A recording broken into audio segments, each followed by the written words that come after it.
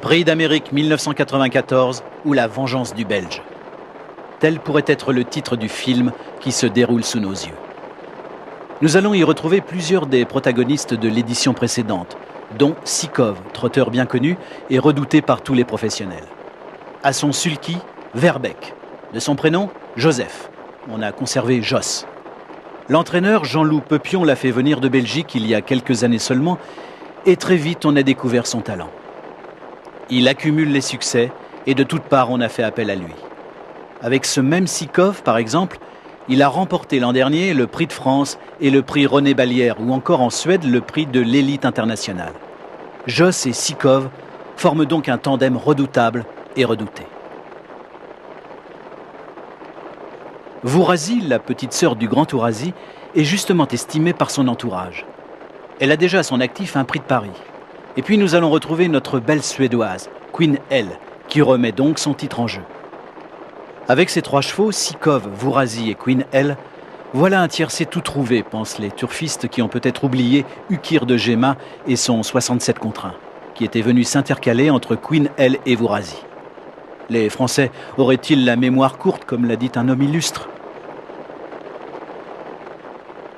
Que ce soit aux élastiques avec l'autostart ou avec la cellule photoélectrique, comme cela se pratique maintenant, l'idée venant de Suède, il est indéniable que Jos Verbeek sait prendre les départs et qu'il affectionne les courses en avant. Dans ce cas de figure, reste au driver de savoir doser l'allure imposée à son trotteur. Mais cela aussi, il sait le faire. On avait annoncé la couleur sur la tactique qui serait choisie pour que Sikov enlève ce prix d'Amérique, la course en avant. Il faut donc d'abord prendre un bon départ. Voilà qui est fait.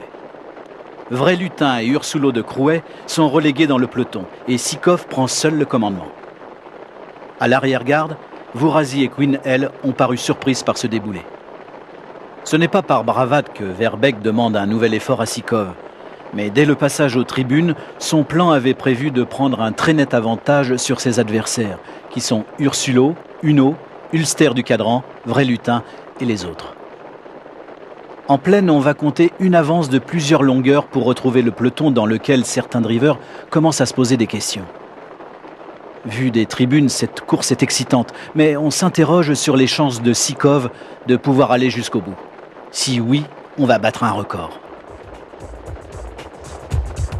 Les caméras nous donnent quelques très beaux plans de Sikov. Puis elles partent à la recherche des poursuivants de cette course-poursuite. Des poursuivants qui commencent à s'essouffler. Pas tous, car de l'arrière-garde ont surgi Queen Elle et Vourazy, qui sont encore bien loin du lièvre à 600 mètres du but. Ce sont les 2 juments cependant qui vont rendre la fin de course passionnante. Elles n'auront pas trop de mal pour rejoindre Ursulo de Crouet et Ulster du Cadran qu'elles débordent par l'extérieur. Sans incident, le tiercé est couru. Mais dans quel ordre ?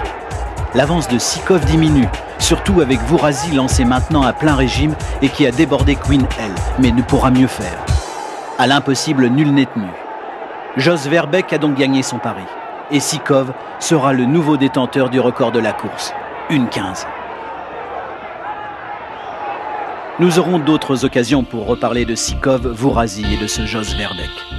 Le prix d'Amérique une fois, hein ? Avec ou sans accent belge, la formule ne suffit pas à ce diable d'homme.